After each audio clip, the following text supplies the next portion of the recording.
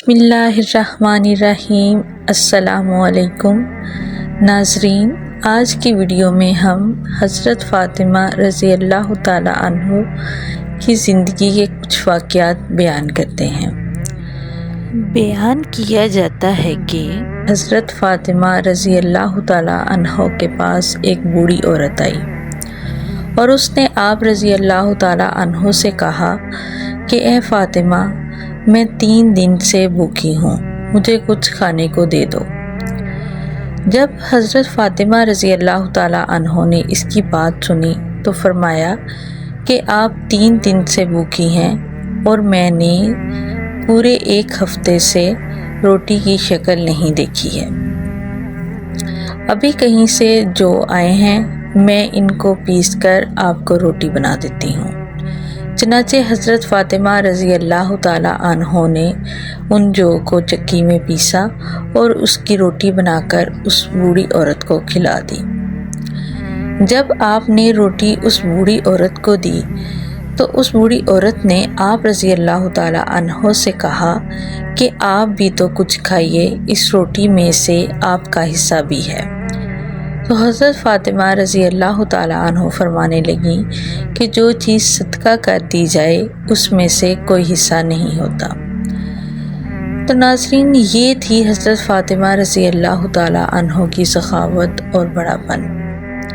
اسی طرح ایک اور واقعہ ہے کہ حضرت فاطمہ رضی اللہ تعالی عنہ کا حضرت علی رضی اللہ تعالی عنہ سے کسی بات پر اختلاف ہو جاتا ہے۔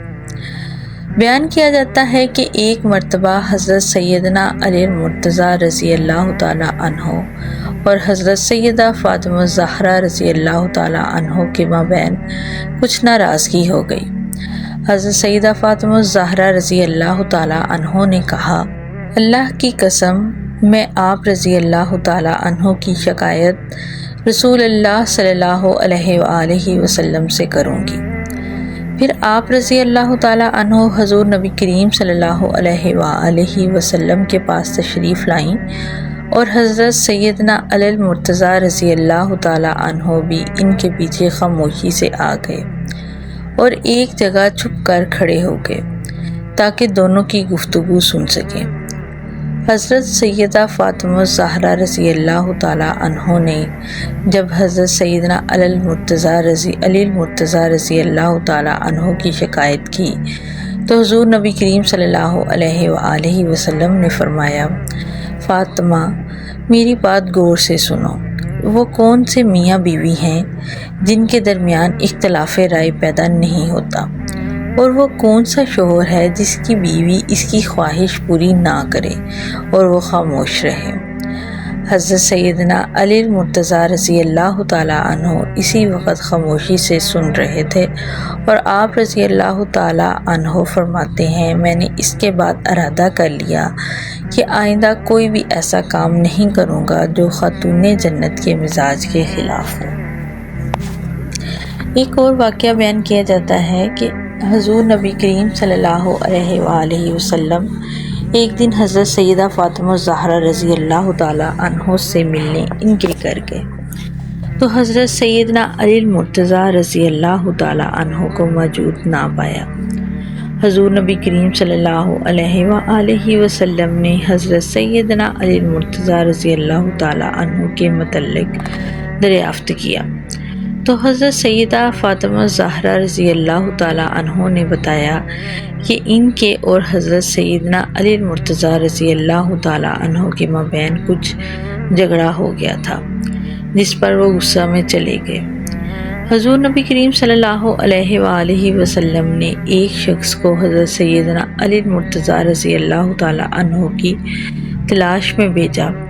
اس شخص نے آ کر بتایا کہ حضرت سیدنا علی مرتضیٰ رضی اللہ تعالی عنہ مسجد میں آرام فرما رہے ہیں۔